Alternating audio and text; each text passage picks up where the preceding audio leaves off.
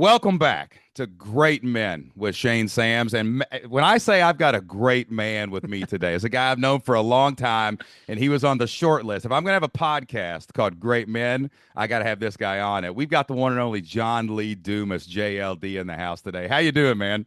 Yeah, bro, we go Way back. way back into the day. A lot of good years have been spent. You and I have both gone through some nice rotations in life. We've both been fatter, we've both been skinnier, but I think we're both looking really, really good right now. So I think Dude, we are, dude, handsome, man. Your face, man. You we got the glow right now, bro. The it's Puerto hair's looking Rico. good. It's Puerto Rico. I get to be outside every single day. I do a 3 mile hike every single morning during sunrise. I do a 3 mile hike every evening during sunset. My Mm, son, Bo, which we'll talk more about later, he loves the pool. He's 2.5 years old. So I'm out in the pool multiple times per day. And yeah, heck this yeah. hair, Shane, listen, people say that money can't buy happiness because I would literally be bald, by the way. They say money can't buy happiness. I say, money maybe can't buy happiness, but it can buy a full head of hair. And look at the smile on this face, baby. That's what I'm talking about, dude. I did a Yap video the other day on Instagram, and I was coming out of a haircut. And I was sitting there thinking to myself, I was like, everybody's always looking for like purpose, the meaning of life. They're looking to be able to go out there and maybe do things in their life and build something and whatever. And I'm like, but do you ever feel better than just a haircut? You just fresh. You're coming out of the barber shop. You're You're like, feeling like $1 million. And you're like, we're making this too hard, people. We're just making it too hard, no, man. I love it. I love it. And, listen, I love the fact that we're in a place where, we have time freedom, we have energy freedom, but we also have like freedom of like self improvement. Like that's to me Totally, like what I bro. love, and all the areas, mental, emotional, physical. It's just great. I make the most investment in myself because I went on a health journey, a huge health journey, and I am jacked now, son. If anybody wants to see this Yeah, on I mean those YouTube, guns. I mean, like I yeah, said, I yeah, would yeah, the not want to guns. be a. How old's your daughter again? She is 15 years old Okay, right I would now. not want to be a 16-year-old boy asking your daughter out on a date, knowing I was going to have to go pick her up at your house. Don't, nope, Dude, I'm not going to do you're it. good to go, dude. I'll tell you a quick dad story real quick, then we'll get rolling. A buddy of mine called me last week, and he was like, "Hey, man, I've got a suite access. It's a driver's suite at the Indy 500. Do you want to go?" And I was like, well, did you just ask me if I wanted to go? That's an automatic yes. I don't even like racing, but I'm going to the Indy 500 and sitting in a driver's suite, right? And it was crazy, man. We were like on the track when he was getting in the car. Like it was the craziest experience. But Anna Joe's getting older now, and she's beautiful, and that rose tinted glasses, but she's also just a beautiful young woman. And so we're walking to the Indy 500. This is where I knew I had crossed a threshold in my health journey.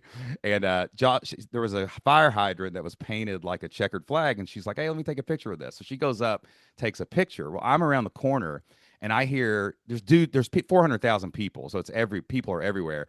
And I hear these dudes down the street start catcalling Anna Joe. And they're like, "Hey, look at the jeans shorts on. Look at this girl. Hey, boys, look over here." Like I hear this guy say this. And then I'm wearing this real tight shirt. I got my sunglasses on and I turn the corner and that guy caught me and he goes, "Oh shit." And I whipped my glasses off and I said, "Good morning, boys." Like I said it just like that. And I just like kind of eyeballed them like, "Great day for a race, right? A Mm. good respectful day for a race." And just kind of like put my glasses. They all looked down and walked away. And my buddy was like, he was like, "Wow, you really like tried to establish dominance there real quick about your daughter." And I'm like, "Dude, can you imagine my fat ass turning around the corner back in 2015? They'd have just kept screaming, man. They never would have respected the health I was gonna say game, now man." you can use that mental image every time you're in the gym and you're like, all right, that was enough reps, and then picture those boys again and be like, Two more. two more reps, two I more. got two more reps, dude. It's crazy though, like fatherhood like changes you. When I met you, like you were building something that great that really had not existed yet. That daily podcast Yeah. format, hustling, really on the come up. And I'd say you had a definition of what a great life wanted to be, what you wanted entrepreneurs on fire wanted to be. Now you've become a father, man. Like how has fatherhood, how has your child coming into the world, maybe just shifted your perspective of what a great life looks like? It has shifted, but I will say at the same time, one thing that I'm really proud of with building my business, from 2012 to where we are now here, you and I speaking in 2026. So that was 14 years ago. That was over 5,000 episodes ago of Entrepreneurs on Fire, over Mm, 750 million listens ago of the show. Is that when I hit about year 2 or 3 of the business and I looked in the mirror, so this is maybe, 2014, 2015, and I'm like, man, you are really crushing it financially and the business is doing great, but you're not at a great place like health wise and wellness wise. Like you're sitting behind a computer all day. You're probably the heaviest you've ever been. You probably have the least amount of muscle you've ever had. My energy was kind of flagging a little bit. And I kind of saw two trajectories, which was one, I could kind of keep putting the pedal to the metal business wise and maybe grow the business, from 200,000 a month to 500,000 a month to 1 million a month. Again, with a lot of added team and added expense and added infrastructure, of course. It wouldn't have been on this easy straight line. It would have been a lot of work. Or I'm like, I can maybe just say, I want to work, hard a couple days a week, but I also want to work hard on myself, on my health, on my wellness. I want to enjoy life now in my mid 30s, which was then. I'm now in my mid 40s, of course, but back then I was in my mid 30s. So I was like, I want to enjoy life in my mid 30s, not wait till my mid 60s, which a lot of people wait for when they quote unquote retire. And now they go mm, explore the world with, a hip replacement and, struggling metabolism and X, Y, and Z. And listen, not to say there's not some really healthy 65, 75-year-olds. I mean, my dad's one of them and he still travels the world and goes snow skiing and helicopter skiing. So it's possible. But there's also those, way too common stories of people getting to 65, 70 and being like, okay, now that I can travel, I'm not like as nearly as physically able to do so as I totally. wanted to. So I'm like, I want to live life now. So my whole point of this is like, I got to a place where in my business, I was like, I got to enough. Like for me, I got to enough where I had a handful of virtual assistants, myself and Kate. We could take 3, 4, 5 months a year and go travel. Like we did, I think it was 6 years in a row. We did 90-day European trips, six Beautiful. years in a row, just gone. Like we're gone 3 months. I mean, yeah, we're still on email and I'm still checking, doing social media stuff, but like, I'm in Europe. Like I'm not grinding behind a Totally. desk. I'm living life at that point. And so the reason why I bring that up is because in 2023, when my son came, I had really already established the life that I wanted. So I had the massive amount of time, energy, and bandwidth to just pour into my son Bo and to spend, every morning with him, plenty of time in the afternoon. I put him down to bed every single night, 7 nights a week. Like I am a constant in his life, which by the way is the opposite of my dad, who was like a lawyer who had to go grind, during, his 20s and 30s and 40s. And so like I didn't see him until later in life, consistently. So I encourage a lot of people who are at that stage right now where they're like, I don't have kids. I can just, grind my face off. And I'm like, you can, and there's some merit to that. And I always prescribe like, you got to put in the work. But at the same time, you can start building the life you're going to want right now. Like you can start Totally. building that life. And so when I got again to that number that I was happy with, which was, 6 figures a month of like net profit, I'm like, I don't need to keep growing this. Like I can instead figure out ways to take things off my plates and still run a very happy, very profitable, very exciting business so that when my son does come into this world or that next chapter of my life does unfold, like I'm already where I want to be. I don't have to Totally. make this major shift. Yeah. Yeah. Where did he shift in like your focus? Like now that you've spent some time with him, how old's Bo? How did you say he was? He's like two, like Two something and a like that. half. Yep. Yeah, yeah, 2.5 years old. How has that perspective of being with him like kind of changed the thing? Because like for me, like my number one goal, we started in 2012 too, and I remember, my kids were born, they were here, and I was like, I really want to be able to take my kids to school every day for their entire school career. I want to be able to pick them up every day and be with them all afternoon. Like that was my main lifestyle by design at the time. And we did that, man. And it was like it's shocking how much time I think I've actually spent with my kids. They're 17 and 15 now, right? Which Great is a age. whole different world. They are different animals now. And when we got to that point, you know what I'm saying? We actually started the scaling thing, because I kind of looked around, man, and I was like, is this it? Like, we make good money. I'm with my kids. We're doing these things. We're making these things happen. And then we started this huge endeavor with some partners that blew up and went crazy. And I think I somehow missed the enough memo that you got downloaded from the universe, right? Like, you were like, "Whoa, this is enough." Our buddy Grant Baldwin, he calls this the "do you stay or do you scale" problem. Like, you can live a damn good life on $500,000 a year, people. I mean, your life doesn't get much better after that. You might fly in a little bit nicer plane or a little bit nicer seat in the hotel or whatever. Listen, But mo money, mo problems. Like Biggie had it bro, right. trust It me. Yes, happens. Why it do you think I'm happens, living in man. Puerto Rico? Like, I had to make a decision of like, am I going to give up 7 figures a year in In taxes. taxes, Yeah, man. or am I going to, move to what essentially is a third world country? I mean, Puerto Rico is beautiful. We live in a first world bubble, within a third world country, which has, power issues and hurricane risks and, Yeah, you there's know, challenges and benefits to everything you do, no matter what it loving, is. Yeah. loving people, an amazing culture. We live in a dream home, but there's some negatives. There's absolutely give and take. There's absolutely pros and cons to any decision we would have made. Now, having been here for 10 years and I do the calculation of like how much I would have handed to the both US federal and California governments, I am very happy we made this decision and I'm stoked about it. And Um, also too, like, think about this, because the decision you make there is, if you want to make 1 million, but you live somewhere in America, you're probably going to have to make two, because they're going to take half of it from you right at the top. It's all that time and energy and effort you didn't spend building that other half to be able to give to the government that you got back. Like, that's why you got back the wellness. You and got by the back the way, you're time in the probably going morning. to have to make three because In to California, make for sure. to go from one to two, you're going to have to add more team, have more ad spend. So there's going Yep. to be just many more expenses as well. So you're going to have to make three, spend one on all those things I just mentioned, spend another one plus on taxes, and then you keep one. And Mm, and I said I can skip all of that part that we just talked about, and just keep the one. You know, yeah. and That like that and like that that's exciting to me.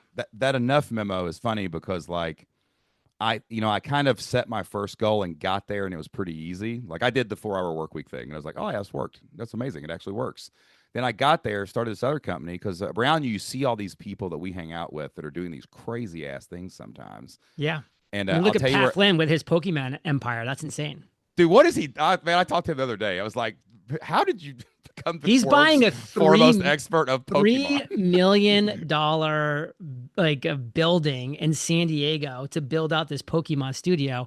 And I'll tell you how Crazy, you get man. there. He wanted to spend more time with his son. And his Yeah. son was into Pokemon cards. And so Pat was like, "Oh, this is really interesting. And nobody's doing like Pokemon content well. Like people are Yeah. doing it from like a dark, dusty basement, like awkwardly. But they don't know He what Pat knows. You know what I'm Pat's a saying? talent. Yeah. Like Pat's a Yeah. talent. He is like he knows how to produce. He knows how to have content. He knows how to market, funnels, the whole 9 yards. So he came in. He's like LeBron James coming in to like a high school volleyball game. Like is volleyball Yeah. LeBron James sport? No. But you better believe he's going to dominate high school volleyball because he's LeBron Yes. James. I Yes, mean, exactly, man. Yeah, it was hilarious watching him do that. And like, 'cause, me and Pat have talked about this. Like, when we were in high school, we played the Pokemons and the Magic the Gatherings and all those things. So he had like just enough of that seed of the yeah, thing and his son as the motivation, and then he just knew everything in the space that nobody knew how to compete with him, man. yeah, So it's pretty impressive. yeah. The that enough thing though, like, it happened to me in 2023, because I got into scaling. I really did. Like, I had a team of like 30 people. We were scaling. We were doing live events all over the country. And I remember I was sitting in a meeting, and we were getting ready to do reports with my leadership team. And I was convinced we were about to have our first $1 million month in revenue. I was like, I know we're going to do it. We've been working on it for a couple years. And I was like, okay, we're going to have $1 million in sales in 1 month. And my director of operations read the report, and it was like $847,000 or something like that, right? And John, I remember this moment where I was like, "Dang, we missed our target." And later that day, I was just sitting on my back porch, and I was like, "Are you shitting me? Like, if you had told yourself in 2011, when you were a school teacher making $2,500 a month, that you could have $800,000 in sales, that wouldn't be enough." And like it hit me. I was like, this is stupid. I can do anything I want. I can make as much money as I need. I've got everything kind of lined up in the, investments in my house and my cars and my kids and whatever.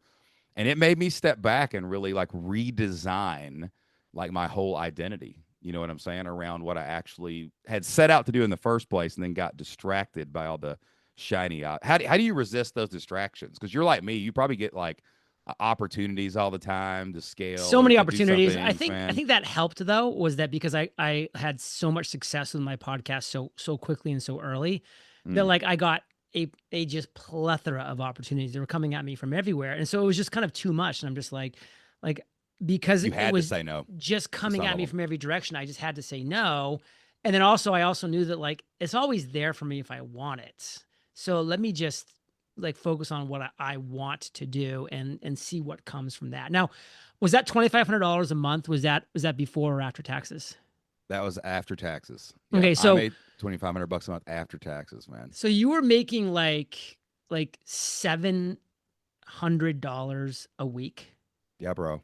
It was yeah, and you know what? Listen, it was crazy because we had a 2,400 square foot house in a Yep. nice little neighborhood. I mean, we were paycheck to paycheck. It ran out on Thursday and we got paid on Friday, but like we were doing it somehow with that. You know what I'm saying? And my kids were healthy and everybody was happy and we had insurance and so that's what it was, man. That was the life before the Yeah. life.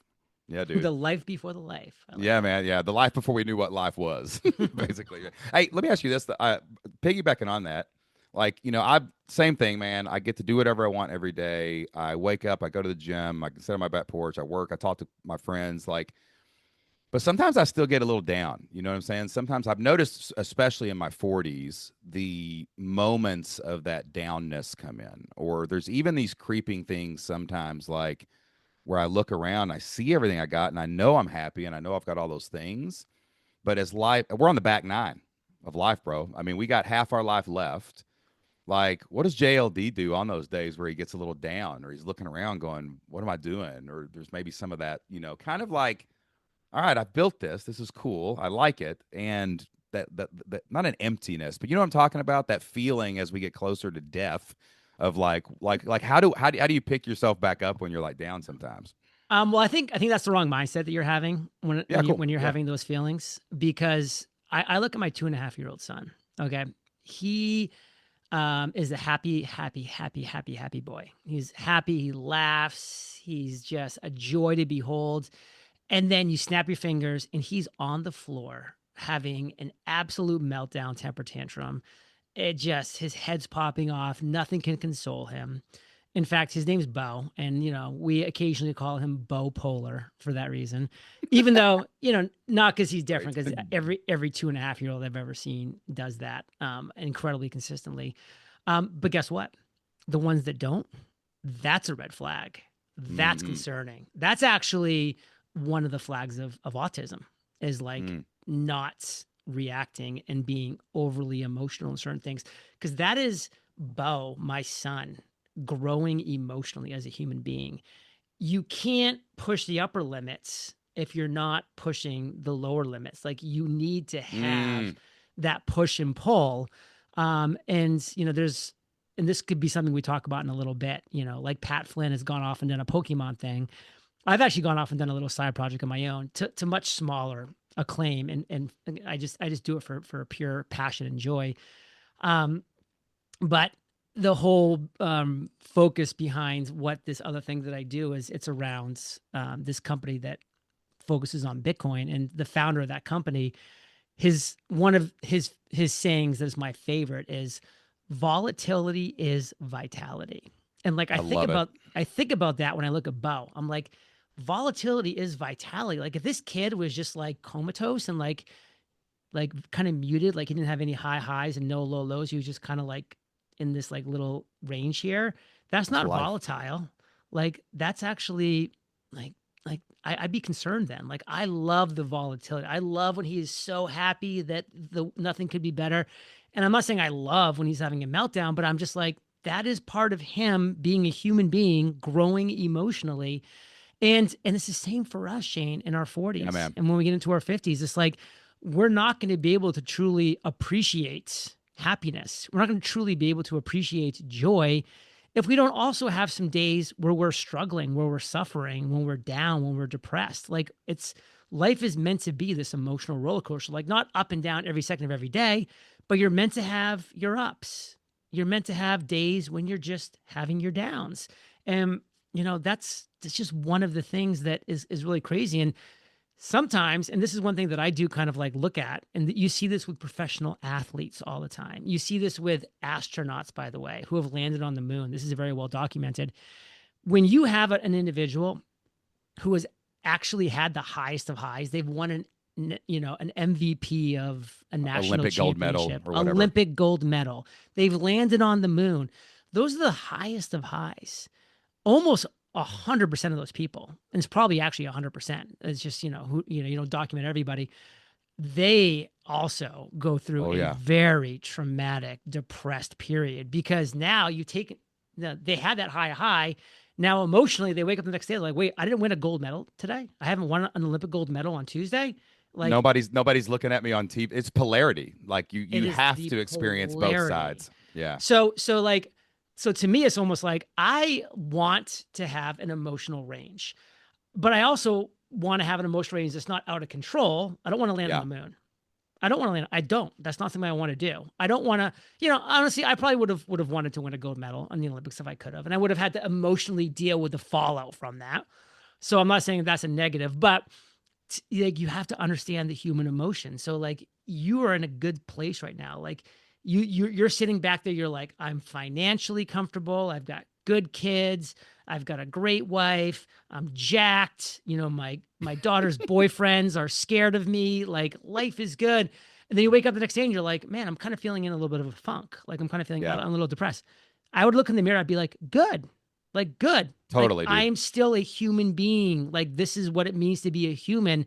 Like I'll tell you, and this is just the last quick thing I'll share with you. Then before I'll pass it back off to you, is like I was in the army for 8 years. I was in Iraq for 13 months. I was a tank commander in charge of 4 tanks, 16 men. I was in war for 13 months. Like bullets were being fired at me, mortar rounds were being dropped on our barracks at night while we were sleeping. Like I was in war, and like that's not exciting, but that's a very intense, like The in the nervous moment system feels that. experience. Nervous system, your adrenaline's through the roof, all these things. And as a result, like most people who have experienced what I experienced, I dealt with PTSD.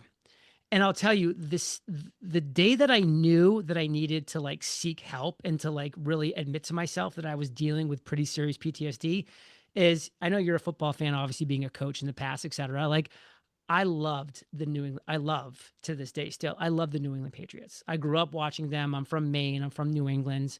I watched the Patriots. They were terrible in the 80s. They were terrible in the 90s. And then, of course, they went on a dynasty run. And I loved the whole journey of them, though. Like, I loved watching the New England Patriots. And then a couple years after I was in the military, I was out. I was actually in law school. I'm watching the Patriots game and I have no emotion. Like they scored a touchdown, I could care less. They threw an Mm. interception, I could care less.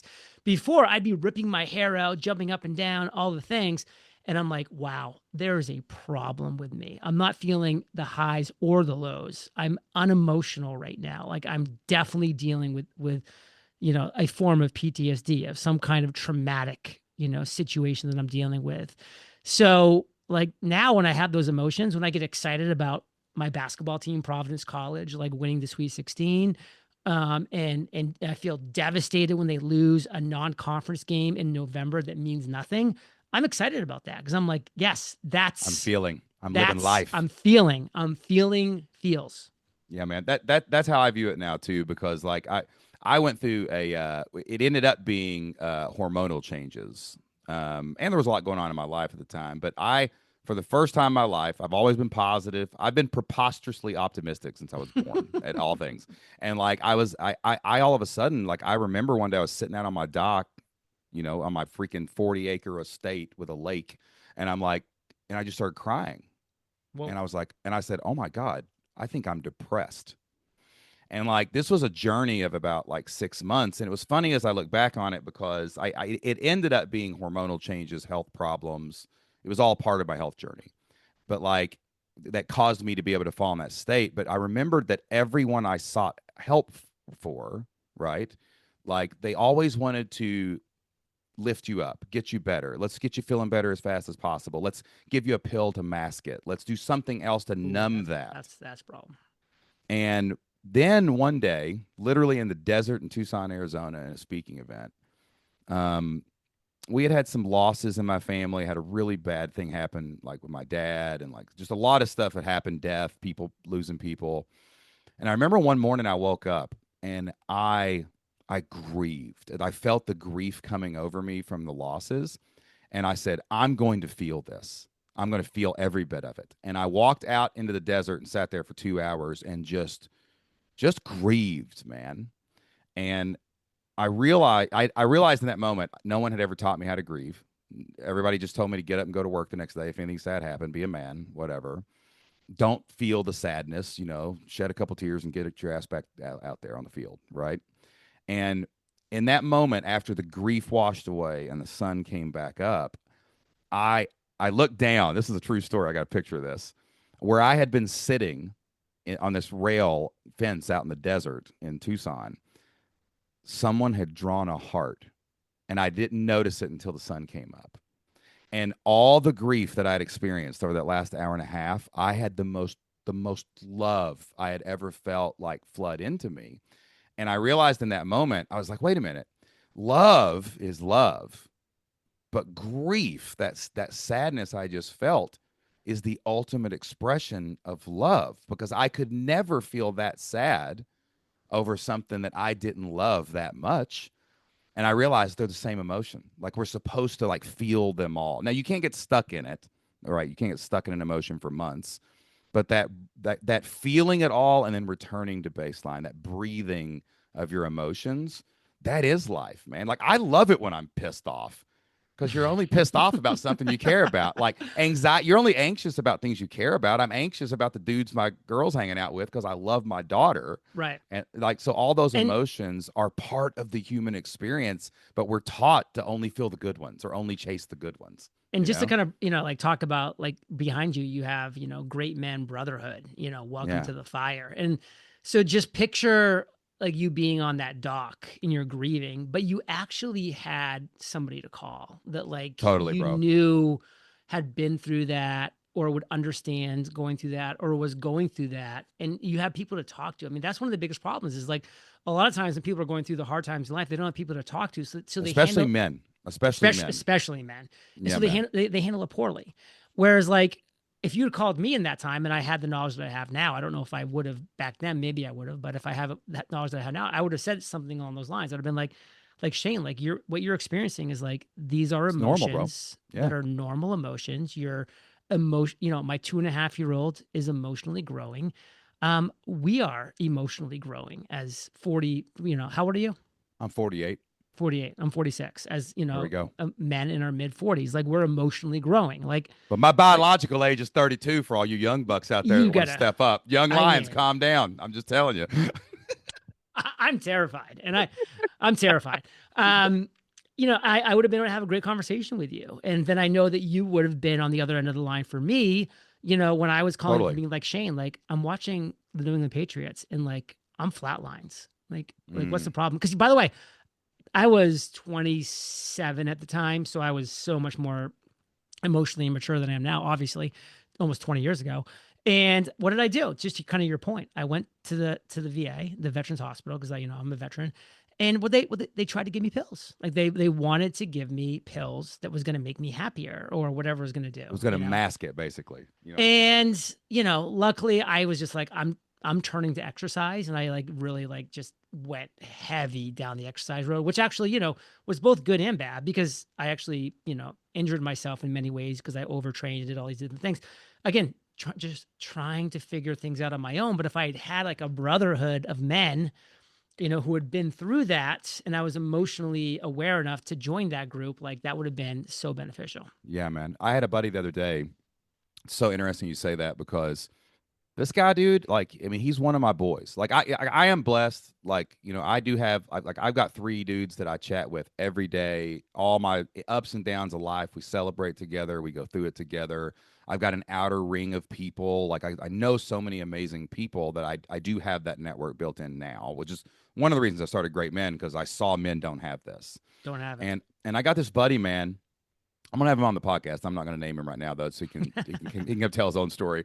But like, I called him the other day. He sent me a message, and I knew he was having trouble with a relationship, like just outskirts, like, it's all right. And I'm like, when a guy says I'm fine or can't complain, I don't believe him anymore because society has baked that into them to not complain. And I'm like, you need to complain a minute. We need to figure out what's going on. And I called him, and he just started crying, man. And he was just telling me, and I was like, bro, why didn't you call me? Like, you got the bat phone. You can call me at 3 a.m. in the morning anytime. Like, we've ran the roads together. We've done great things together. Like, why didn't you give me a call? And he said, Shane, I was sitting in my car the other day, and I was just scrolling through my phone, and I saw your name. I saw other guys' names, and I just couldn't press the button.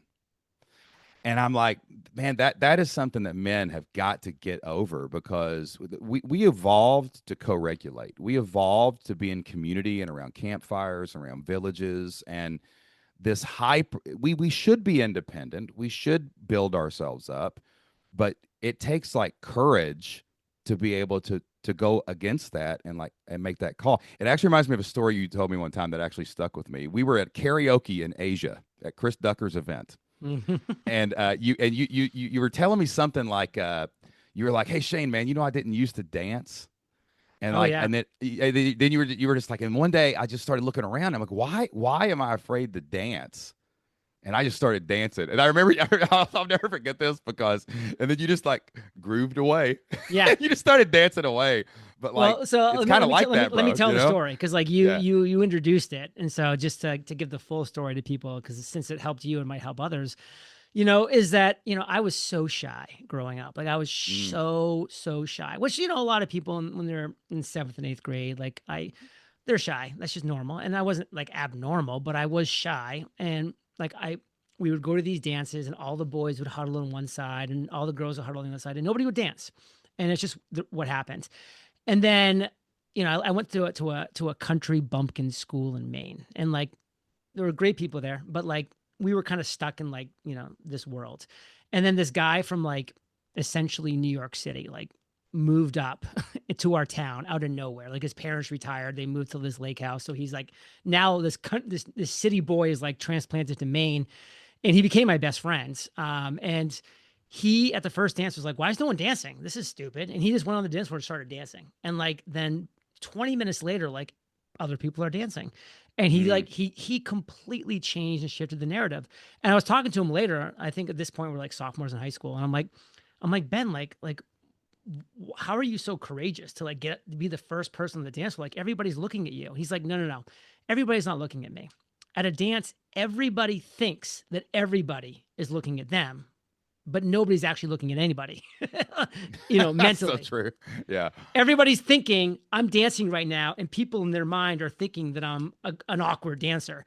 But the person they think is thinking that is thinking the same thing about them, and vice versa. And it's the whole entire group. Like if you could just have little speech bubbles coming up here, little thought bubbles, everybody would be like, other people think I'm awkward. And that just like, it clicked in my mind of like, oh my God, like what people actually want is permission to be awkward and to have fun. Because if I get out there as a 5'10" little white boy who, by the way, I think I'm a really good dancer now, but I was not a good dancer back in the day, like, and they see me kind of flopping around, guess what? They're going to feel much more comfortable to get out there and flop around too. Because at the end of the day, we want to have fun. We don't want to be. And if you get enough people out there dancing and looking awkward, everybody's awkward. Then we're just having fun at that point, man.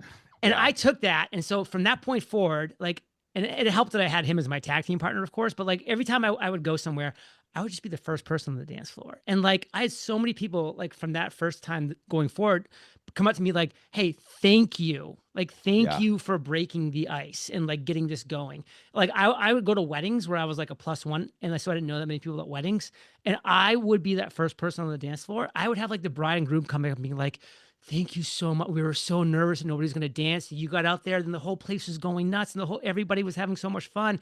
And I would have other people come in and be like, hey, question, like, I don't recognize, like, is this like what you do? Do you come and like warm up like these dance floors? I'm Are like, you the crowd warmer yeah. upper? I'm like, I'm actually here as a guest, like a +1 of one of the individuals of one of the actual invited guests. I'm like, but that's a compliment. Like I used to love that. And you know, you brought up karaoke. I think that's kind of one of the reasons I'm like, I am a really bad singer to this day, but I'll still be one of the first people to get up and sing karaoke. Because if I get up there and do a very mediocre to poor job on the mic, I'm giving permission to everybody else. It's like, Yeah. it's the worst thing when you walk into a karaoke bar. It's like person after person is like American Idol, you know? It's like Celine Dion's up there And like, belting yeah, out songs or something right there. good, Yeah. good for them, you know? But the other 96% of us, like now we feel awkward that we can't get up there and sing. And it's a karaoke bar. Like you're supposed to get up and have fun and sing. So like I always was that person to like break into, you know, Adele Jr. and like belt out some stupid song, you know, very poorly. And then you see people lining up and like putting their names in and like, okay, if that guy can get up there and sing, like I definitely can as well. Like, let's just go. And so to me, it's like we have this like perception of what other people are always thinking. I think this great phrase too is like, you know, like when you're like 0 to 20, like you think that everybody's thinking about you. Like when you're like 20 to 40, like you know everybody's thinking about you. When you're like 70 to 100, you know that nobody's ever been thinking about you ever. It's kind of like Yeah. the sense of, And that's why they just say whatever they want at that they're just point. like, You just blah, start blah, doing blah, whatever. I'm gonna die tomorrow, like blah blah blah. Get it after Like, it. That's great, man. And I think with guys too, like, you know, there's a core principle under there too of like, I think it's good for guys to realize like you can reach out for help because you're gonna be the guy on the other line later, and that guy can reach back to you. that's why this show is important. Because that buddy that you were talking about earlier who was scrolling through and saw your name and was like, I know I can call Shane, but like, you know, is it coming out of left field a little bit? Like, but if he heard this show and Mm-hmm. then was scrolling through and saw your name, he would be like, Mm-hmm. oh, Shane will be pissed if I don't call him right now. 100%, dude, man. And that's how everybody is on the other line. You just have to have enough trust and override some of that societal programming that men are supposed to just suffer indefinitely as martyrs by themselves, and know that other dudes care and other dudes need you too. So get in fellowship with them. That's like Game of Thrones font behind you, by the way. You did a good job choosing the Oh, font. bro, I've got a book coming out. It's called Emanations. It's like a philosophy for great men that Yeah. we've been working on, and we've been working on all the design and stuff like that. So we're going epic. We're going epic Titus / Ned Stark with the brand, baby. Ned That's what we're doing. Stark. Right? Yeah.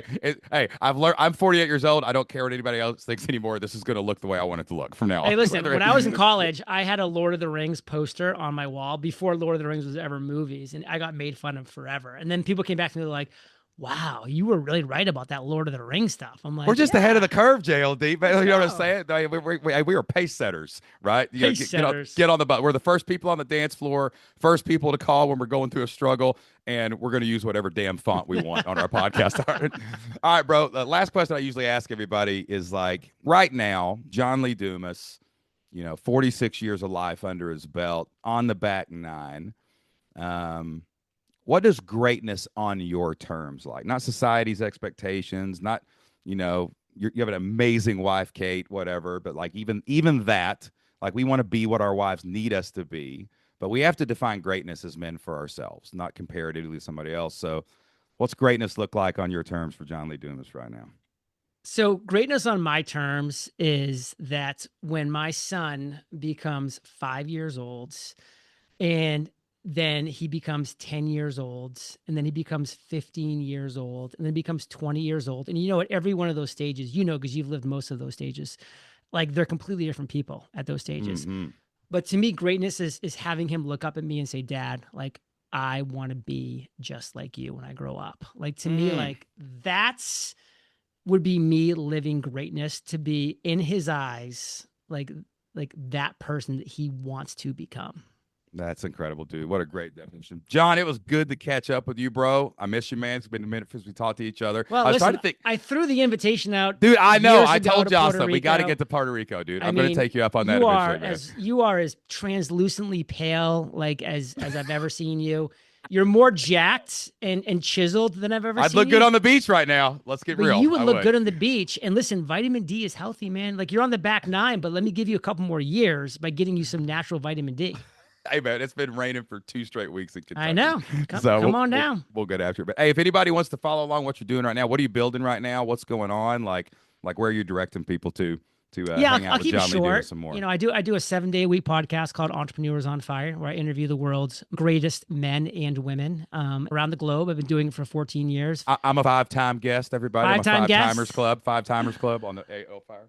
Yeah, and more to come for sure. And it's been a great journey. I get to speak with cool people like, yours truly, Shane, on a daily basis, literally, and I love doing it. So eofire.com is the website. Entrepreneurs on Fire is the podcast.